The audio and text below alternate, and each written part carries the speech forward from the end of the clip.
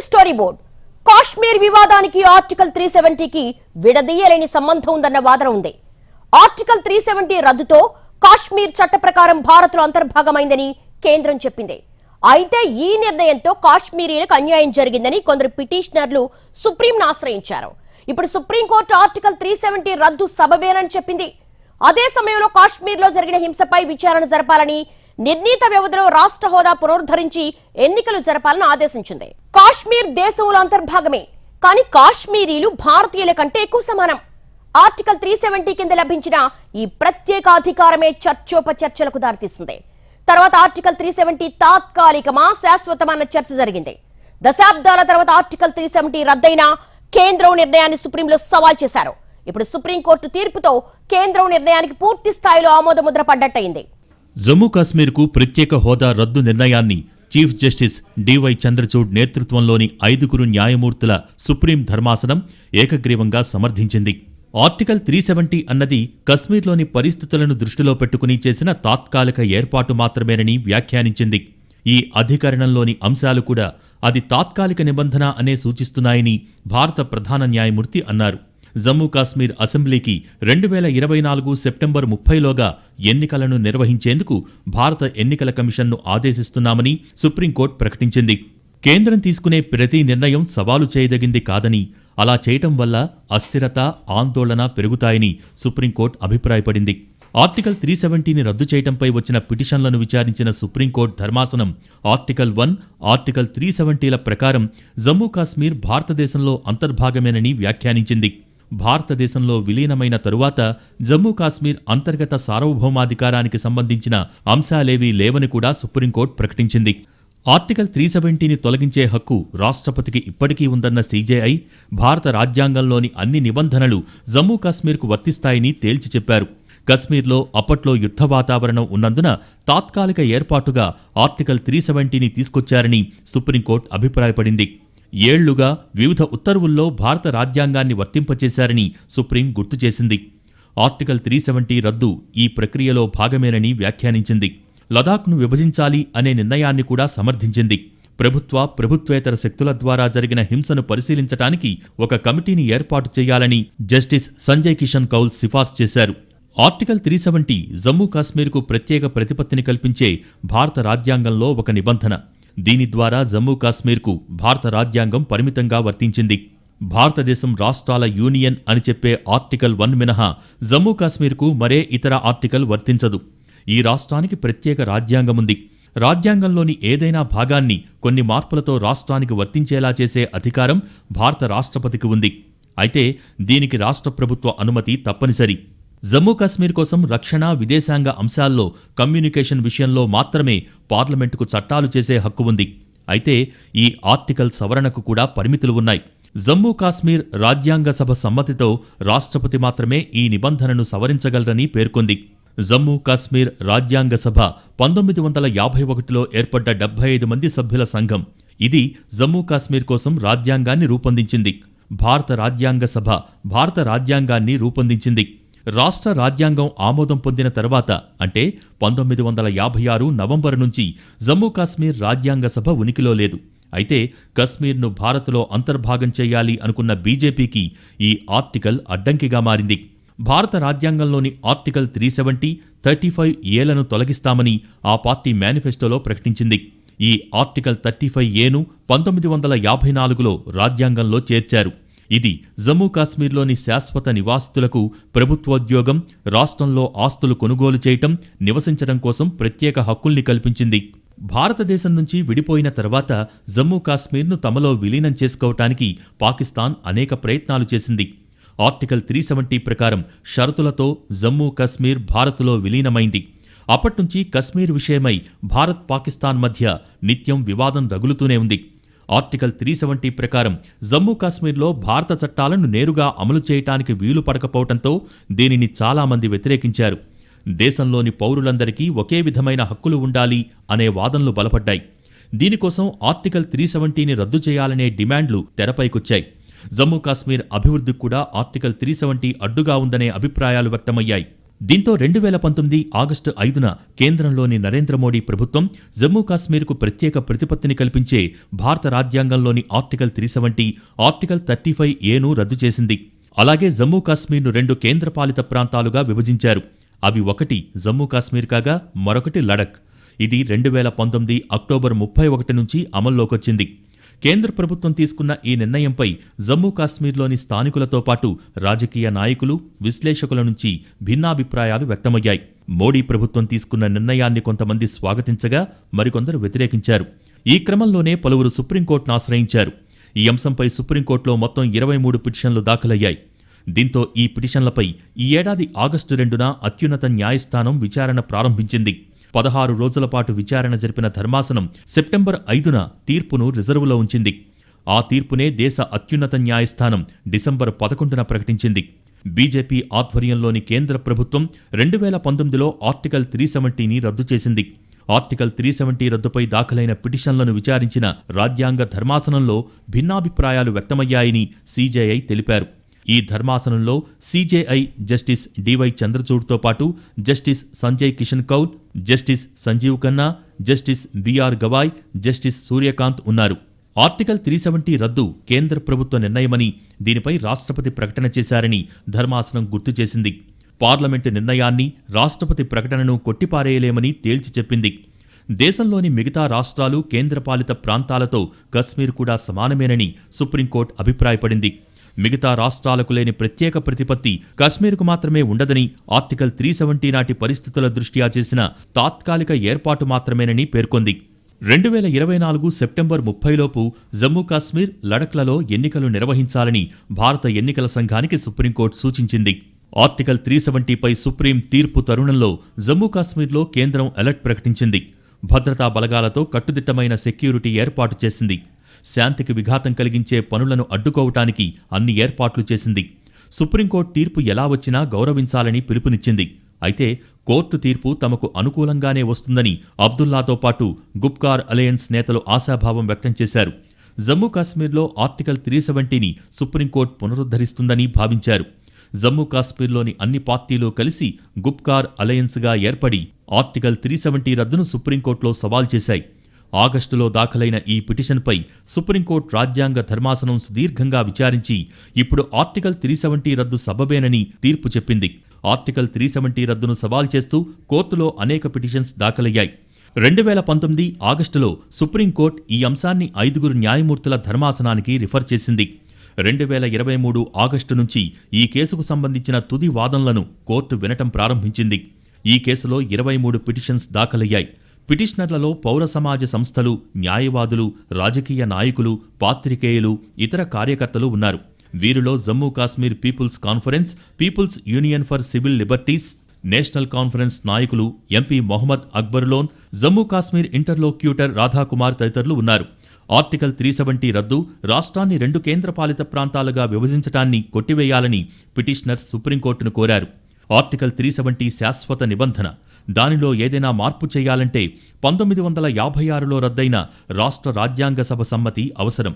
రద్దు అనేది instrument of యాక్సెషన్కు వ్యతిరేకంగా జరిగిందని పిటిషనర్స్ వాదించారు. ఆర్టికల్ 370 అనేది తాత్కాలిక నిబంధన మాత్రమేనని కేంద్రం సుప్రీంకోర్టులో వాదించింది.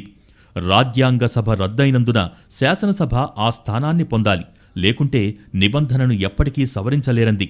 ఈ మార్పు జమ్మూ కాశ్మీర్ను పూర్తిగా భారత్లో విలీనం చేసిందని కేంద్రం పేర్కొంది. భారత రాజ్యాంగం పూర్తిగా వర్తించనందున రాష్ట్ర నివాసితులపై వివక్ష ఉందని కేంద్రం వాదించింది. శాంతి భద్రతలు సాధారణ స్థితికి వచ్చిన తర్వాత జమ్మూ కాశ్మీర్ రాష్ట్ర హోదాను కేంద్రం పునరుద్ధరిస్తుందని చెప్పింది. ప్రత్యేక హోదాను తొలగించడం వల్ల రాష్ట్రంలో అభివృద్ధి, పర్యాటకం, శాంతి భద్రతలు పెంపొందాయని కోర్టు దృష్టికి తీసుకువచ్చింది. అందువల్ల ఇది ప్రయోజనకరమైన చర్యని కోర్టుకు తెలిపింది. ఆర్టికల్ 370 అసలు ఎందుకు ఏర్పాటైంది? దీని వెనుకున్న చరిత్ర ఏంటి? ఆర్టికల్ 370 పై వివాదం ఉందా? వివాదం చేశారా? దేశంలో ఏ రాష్ట్రానికి లేని స్వతంత్ర ప్రతిపత్తి జమ్మూ కాశ్మీర్కు మాత్రమే ఉంది. 1947 ఆగస్టు 15న భారత్, పాక్ స్వాతంత్ర్యం పొందాయి. నాడు శ్రీనగర్ను ఆక్రమించేందుకు పాకిస్తాన్ కుట్ర పన్నగా భారత్ సహాయం కోరిన జమ్మూ కాశ్మీర్ చివరి రాజు రాజా హరిసింగ్ కొన్ని షరతులు, ఒప్పందాలకు లోబడి 1948 అక్టోబర్ 27న కశ్మీర్ సంస్థానాన్ని భారత్లో విలీనం చేశారు. జమ్మూ కాశ్మీర్ ప్రధానిగా షేక్ అబ్దుల్లాను భారత్ నియమించింది. రాజప్రతినిధిగా హరిసింగ్ కుమారుడు కరణ్ సింగ్ ఉన్నారు.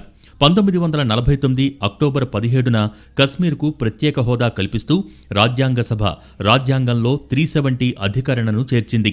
కశ్మీర్కు స్వతంత్ర ప్రతిపత్తిని శాశ్వతంగా ఉంచాలని, తాత్కాలిక పద్ధతుల్లో హక్కులు ఇవ్వకూడదన్న అబ్దుల్లా వాదనను అప్పట్లో కేంద్రం పట్టించుకోలేదు. 1952లో జరిగిన ఢిల్లీ ఒప్పందంతో రాజరికం రద్దయింది. 1954లో 35A నిబంధన జరిగింది. 1956లో జమ్మూ కాశ్మీర్ ప్రత్యేక రాజ్యాంగానికి ఆమోదం లభించింది. చివరికి 370 అధికరణం ద్వారా జమ్మూ కాశ్మీర్కు ప్రత్యేక ప్రతిపత్తి లభించింది. అయితే ఈ ప్రత్యేక ప్రతిపత్తిని రాజ్యాంగంలోని 368(1) అధికరణం ద్వారా సవరించే వెసులుబాటును కూడా రాజ్యాంగం కల్పించింది. ఒకప్పటి మద్రాస్ రాష్ట్రానికి చెందిన గోపాలస్వామి అయ్యంగార్ ఈ ఆర్టికల్ 370కి ప్రధాన రూపకర్త. 1937-43 కాలంలో జమ్మూ కాశ్మీర్ సంస్థానానికి ప్రధానమంత్రిగా పనిచేశారు. 1947 అక్టోబర్లో కేంద్రంలో జవహర్లాల్ నెహ్రూ ప్రభుత్వంలో ఈయన కేంద్ర మంత్రిగా పనిచేశారు. జమ్మూ కాశ్మీర్ వ్యవహారాలు ఈయనే చూసుకునేవారు. ఈయన సారథ్యంలోని బృందం 1948-1952లో కశ్మీర్ సమస్యను ఐక్యరాజ్యసమితిలో లేవనెత్తింది. భారత రాజ్యాంగంలోని 21వ భాగంలో ఉన్న ఆర్టికల్ 370 ద్వారా జమ్మూ కాశ్మీర్కు స్వతంత్ర ప్రతిపత్తి లభిస్తోంది. ఆ రాష్ట్రానికి కొన్ని ప్రత్యేక అధికారాలు, రాజ్యాంగం, జెండా అమల్లో ఉన్నాయి. ఇవన్నీ తాత్కాలిక ప్రాతిపదికన లభిస్తాయన్న నిబంధన కూడా ఉంది. ఈ ఆర్టికల్ ప్రకారం రక్షణ, విదేశీ వ్యవహారాలు, ఆర్థిక, కమ్యూనికేషన్ల రంగాలపై మాత్రమే భారత ప్రభుత్వానికి సర్వాధికారాలు ఉన్నాయి. వాటికి సంబంధించిన చట్టాలు మాత్రమే కశ్మీర్లో అమలు చేయగలదు. మిగిలిన రంగాల్లో ఏం చేయాలన్నా అక్కడి రాష్ట్ర ప్రభుత్వం అనుమతి తప్పనిసరిగా తీసుకోవాల్సి ఉంటుంది. మొదట్నుంచి కశ్మీర్ సమస్యలకు, వివాదాలకు నిలయంగా మారింది. కశ్మీర్లో క్రయ విక్రయాలపై హక్కులు లేకపోవటం, ఉగ్రవాదుల దాడుల కారణంగా శాంతి భద్రతలు అదుపులో లేకపోవటంతో ఇన్నాళ్లు పెద్ద కార్పొరేట్ కంపెనీలేవి కశ్మీర్లో పెట్టుబడులు పెట్టడానికి సాహసించలేదు. స్థానిక రాజకీయ పార్టీలు కూడా ఎన్నికల్లో లబ్ధి చేకూరటానికి అనుగుణంగానే వ్యూహాలు రచించాయి. అధికారం ఎక్కువగా స్థానిక ప్రభుత్వం చేతుల్లోనే ఉండిపోవటంతో పరిస్థితులు ఎక్కడ వేసిన గొంగళి అక్కడే అన్న చందంగా ఉండిపోయాయి. మరొకవైపు ఉగ్రదాడులకు స్థావరంగా మారటంతో ప్రభుత్వానికి ఆర్టికల్ 370 రద్దు అనివార్యమైంది. ఆర్టికల్ 370లోని సెక్షన్ 3 ప్రకారం భారత రాష్ట్రపతి ఎప్పుడైనా, ఏ సమయంలో అయినా కశ్మీర్కు ఇచ్చిన స్వతంత్ర ప్రతిపత్తిని రద్దు చేయటానికి అధికారాలు ఉన్నాయి. ఫలానా తేదీ నుంచి 370 రద్దు లేదంటే మార్పులు అమల్లోకి వస్తాయని రాష్ట్రపతి ఉత్తర్వులు ఇవ్వచ్చు. ఈ నిబంధనతోనే ప్రధానమంత్రి నరేంద్ర మోడీ, కేంద్ర హోంమంత్రి అమిత్ షా పక్కాగా వ్యూహాలు రచించారు. రాజ్యాంగంలోని ఆర్టికల్ 368 ప్రకారం 370ని రద్దు చేయాలంటే రాజ్యాంగాన్ని సవరించాల్సి ఉంటుంది. కానీ 370లో నిబంధన 3ని చాలా తెలివిగా వినియోగించుకున్న మోడీ ప్రభుత్వం రాజ్యాంగ సవరణ నుంచి తప్పించుకుంది. రాజ్యసభలో ఆగస్టు 5, 2019న ఉదయం 11 గంటలకు, లోక్సభలో 12 గంటలకు కేంద్ర హోంమంత్రి అమిత్ షా ఆర్టికల్ 370 రద్దును ప్రకటించారు. నాటి రాష్ట్రపతి రామ్నాథ్ కోవింద్ అనుమతిని తెలుపుతూ గెజెట్ విడుదల చేయటంతో అధికారికంగా 370 అధికరణం రద్దు జరిగింది. 370 రద్దుతో 35A ఆర్టికల్ కూడా రద్దవుతుంది. ఈ ఆర్టికల్ రద్దుతో జమ్మూ కాశ్మీర్లో ఢిల్లీ తరహా పాలన అమల్లోకొచ్చింది. ఆర్టికల్ 370 రద్దు సమయంలోనే దేశంలో మెజార్టీ ప్రజల అభిప్రాయాలు ప్రతిబింబించేలా కేంద్రం జాగ్రత్తలు తీసుకుంది. ఎప్పటినుంచో జనంలో ఉన్న చర్చను పార్లమెంటులో జరిపింది. దీంతో ఆర్టికల్ 370 రద్దును వ్యతిరేకించటానికి చాలా పార్టీలు సాహసించలేదు. దేశ ప్రజలంతా సమానమే అంటూ కశ్మీరీలకు ప్రత్యేక హక్కులేమిటనేది ప్రధానమైన వాదన. అదే సమయంలో ఒకవైపు కశ్మీర్కు ప్రత్యేక అధికారాలిస్తూ అది దేశంలో భాగమని ఎలా చెబుతారనేది కీలకమైన ప్రశ్న. ఈ ఆర్టికల్ 370ని పాకిస్తాన్ పావుగా ఉపయోగించుకుని ఉగ్రవాదాన్ని ప్రోత్సహిస్తోందనే అభిప్రాయం కూడా ఉంది. మొత్తం మీద ఆర్టికల్ 370 రద్దయితేనే కశ్మీర్ ఎదుర్కొంటున్న సమస్యలన్నింటికీ పరిష్కారం దొరుకుతుందని కేంద్రం స్పష్టం చేసింది. ఆర్టికల్ 370 రద్దు తర్వాత కశ్మీర్లో ఉగ్రవాదం కూడా తగ్గుముఖం పట్టిందని కేంద్రం చెబుతోంది. తగ్గిన ఎదురుకాల్పుల ఘటనల్ని నిదర్శనంగా చూపిస్తోంది. స్థానిక ఎన్నికల్ని విజయవంతంగా జరిపామని గుర్తు చేస్తోంది. ఇప్పుడు కశ్మీర్, జమ్మూ ప్రాంతాల్లో అసెంబ్లీ సీట్లు పెంచుతూ కూడా పార్లమెంటులో బిల్లు ఆమోదించుకుంది. ఇక ఎన్నికలే తరువాయని చెబుతోంది కేంద్రం. ఇదే మాట కోర్టుకు కూడా చెప్పడంతో సుప్రీం సమాధానపడింది. కేంద్రం తీసుకునే ప్రతి నిర్ణయాన్ని సవాలు చేయలేరని చెప్పింది. ప్రతి నిర్ణయంలో తాము జోక్యం చేసుకోవాల్సిన అవసరం లేదని కూడా అభిప్రాయపడింది. కేంద్రం చెప్పిన విధంగానే కశ్మీర్కు రాష్ట్ర హోదా పునరుద్ధరణ దిశగా ప్రయత్నాలు జరుగుతున్నందునే సుప్రీం ఇలాంటి ఉత్తర్వులు ఇచ్చిందనే భావన వ్యక్తమవుతోంది. Welcome back. ఆర్టికల్ 370 రద్దును సమర్థించిన సుప్రీంకోర్టు కాశ్మీర్లో ప్రజాస్వామ్య పునరుద్ధరణ జరపాలని డేట్ ఫిక్స్ చేసింది.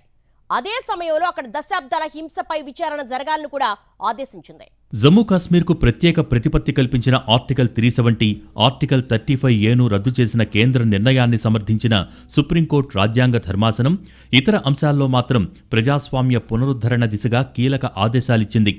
లడఖ్ను కేంద్రపాలిత ప్రాంతంగా మార్చడంపై మాత్రమే కేంద్ర నిర్ణయాన్ని సుప్రీంకోర్టు సమర్థించింది. అయితే జమ్మూ కాశ్మీర్ అసెంబ్లీని మాత్రం పునరుద్ధరించాలని ఆదేశించింది.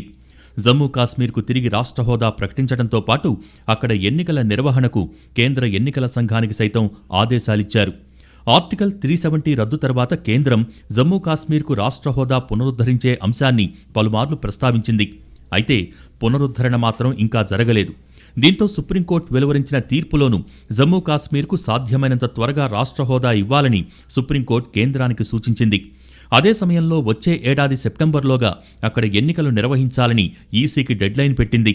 అప్పట్లో ఆర్టికల్ 370ని రద్దు చేస్తూ నిర్ణయం తీసుకున్న వారిలో కీలకమైన రాష్ట్రపతి రామ్నాథ్ కోవింద్, ప్రధాని నరేంద్ర మోడీ, కేంద్ర హోంమంత్రి అమిత్ షాను సుప్రీంకోర్టు రాజ్యాంగ ధర్మాసనం ప్రశంసించింది. వీరు సాహసోపేత నిర్ణయం తీసుకున్నారంటూ సుప్రీంకోర్టు వ్యాఖ్యానించింది. 2019 సార్వత్రిక ఎన్నికలకు ముందు తాము మళ్లీ అధికారంలోకి వస్తే జమ్మూ కాశ్మీర్కు ప్రత్యేక ప్రతిపత్తిని కల్పించే ఆర్టికల్ 370ని రద్దు చేస్తామని నరేంద్ర మోడీ నేతృత్వంలోని బీజేపీ హామీ ఇచ్చింది. అధికారంలోకి వచ్చిన తర్వాత జమ్మూ కాశ్మీర్ ప్రజల అభివృద్ధికి అన్ని రకాల చర్యలు తీసుకుంటున్నామని పేర్కొంటూ 2019 ఆగస్టు 5వ తేదీన ఆర్టికల్ 370ని రద్దు చేస్తున్నట్టు సంచలన ప్రకటన చేసింది. జమ్మూ కాశ్మీర్ రాష్ట్రానికి ప్రత్యేక ప్రతిపత్తిని కల్పించే భారత రాజ్యాంగంలోని ఆర్టికల్ 370, ఆర్టికల్ 35Aలను రద్దు చేస్తున్నట్టు కేంద్ర హోంశాఖ మంత్రి అమిత్ షా ప్రకటించారు. ఆ సమయంలో జమ్మూ కాశ్మీర్ రాష్ట్రాన్ని 2 కేంద్రపాలిత ప్రాంతాలుగా జమ్మూ కాశ్మీర్, లడఖ్గా విభజించారు. జమ్మూ కాశ్మీర్ను కేంద్రపాలిత ప్రాంతాలుగా పునర్వ్యవస్థీకరించడం 2019 అక్టోబర్ 31వ తేదీ నుంచి అమల్లోకొచ్చింది. జమ్మూ కాశ్మీర్కు ప్రత్యేక హోదా కల్పించే ఆర్టికల్ 370 రద్దుపై విచారణ సందర్భంగా 5 న్యాయమూర్తుల రాజ్యాంగ ధర్మాసనంలోని జస్టిస్ సంజయ్ కిషన్ కౌల్ ప్రత్యేక తీర్పు రాశారు. 1980వ దశకం నుంచి కశ్మీర్లో మానవ హక్కుల ఉల్లంఘనలపై నిష్పాక్షిక విచారణకు ఆయన పిలుపునిచ్చారు. కనీసం 1980 నుంచి ప్రభుత్వ సంబంధిత వ్యక్తుల మానవ హక్కుల ఉల్లంఘనలపై నిష్పాక్షిక దర్యాప్తునకు ట్రూత్ అండ్ రీకన్సిలియేషన్ కమిటీని ఏర్పాటు చేయాలని, సయోధ్య కోసం చర్యలు చేపట్టాలని జస్టిస్ కౌల్ సిఫార్సు చేశారు. ఈ విషయంలో గాయాలను నయం చేయాల్సిన అవసరం ఉందన్నారాయన. తరతరాలుగా ప్రజలు వాటిని అనుభవించారని గుర్తు చేశారు. ఆర్టికల్ 370 చుట్టూ అనేక భావోద్వేగాలు కూడా ఉన్నాయనే వాదన ఉంది. కశ్మీరీలు ప్రత్యేక హక్కులు పొందటం అన్యాయమని మిగతా దేశం అభిప్రాయపడుతుండగా ఆర్టికల్ రద్దుతో తమపై పెత్తనం చేయాలని చూస్తున్నారని కశ్మీరీలు అపోహపడేలా లోకల్ పార్టీలు వ్యవహరించాయి. అయితే వాస్తవానికి ఇందులో ఏ అభిప్రాయమూ నిజం కాదనేది రాజ్యాంగ నిపుణులు చెప్పే మాట. కేవలం తాత్కాలిక పద్ధతిన ఏర్పాటైన ఆర్టికల్ 370ని మసిపూసి మారేడుకాయ చేయటమే ఇంతటి సంక్లిష్ట పరిస్థితికి దారితీసింది. కశ్మీర్ గురించి ఏ ప్రభుత్వం ఏ నిర్ణయం తీసుకున్నా అంతిమ లక్ష్యం దాన్ని భారత్లో అంతర్భాగం చేయటమే. ఈ విషయాన్ని అర్థం చేసుకోకుండా కల్పించిన అపోహలు, అపార్థాలే అనవసర వివాదానికి దారితీశాయి అనటంలో రెండో మాటకు తావులేదు. ఆర్టికల్ 370 రద్దు సందర్భంగా పార్లమెంటులో జరిగిన చర్చలోనే ఈ విషయం బట్టబయలైంది. చాలా పార్టీలు అసలా ఆర్టికల్ ఏదో బ్రహ్మ పదార్థం అయినట్టుగా దాన్ని ముట్టుకోవటమే మహాపాపం అనే కోణంలో మాట్లాడాయి. కానీ ఆర్టికల్ 370 కూడా మిగతా ఆర్టికల్స్ లాంటిదేనని, అసలు ఉద్దేశం అర్థం చేసుకోవాలని కేంద్రం కౌంటర్ ఇచ్చింది. ఇప్పుడు సుప్రీంకోర్టును ఆశ్రయించిన పిటిషనర్స్ కూడా విషయాన్ని సరిగ్గా అర్థం చేసుకోలేదని, కొంతమంది అన్నీ తెలిసి ఉద్దేశపూర్వకంగా పిటిషన్ వేశారనే వాదనలు ఉన్నాయి. అయితే సుప్రీంకోర్టు అసలు విషయమేంటో సూటిగా తీర్పివ్వటంతో ఇక ఆర్టికల్ 370 రద్దుకు చట్టబద్ధ ఆమోదం దక్కినట్టయింది. ఇక్కడ సిద్ధాంతాలు, రాద్ధాంతాలు, పంతాలు, పట్టింపులు పక్కన పెట్టి కశ్మీరీల సంక్షేమమే లక్ష్యంగా అన్ని పార్టీలు పనిచేయాలి. ప్రజాస్వామ్య పునరుద్ధరణ క్రతువులో కేంద్రానికి అందరూ చేయూతనివ్వాలి. అందరూ అనుకుంటేనే మార్పు సాధ్యపడుతుంది. విషయమేమిటో తెలుసుకోకుండా సున్నితమైన అంశాలను వివాదం చేయటం దేశానికి మంచిది కాదు. ప్రతి విషయాన్ని రాజకీయం చేయటం పద్ధతి కాదనే విషయం ప్రతి పార్టీ గుర్తించాలి. ఎవరేం చేసినా కశ్మీర్ను భారత్లో అంతర్భాగంగా ఉండటానికి తీసుకునే చర్యలకు బలం చేకూర్చేలా ఉండాలి. కశ్మీర్లో లోకల్ పార్టీలు కూడా ఇన్ని దశాబ్దాల తర్వాత కూడా ఇంకా తమ ప్రజలకు ప్రత్యేక అధికారాలు కావాలనే మూస ఆలోచనను విడిచిపెట్టాలి. ప్రత్యేక అధికారాలతో కశ్మీరీలు మిగతా దేశ ప్రజలతో అనుసంధానం కాలేరు. ఎప్పుడైతే అందరూ సమానమే అనే విషయాన్ని కశ్మీర్ పార్టీలు అర్థం చేసుకుంటాయో అప్పుడే అసలు లక్ష్యం నెరవేరుతుంది.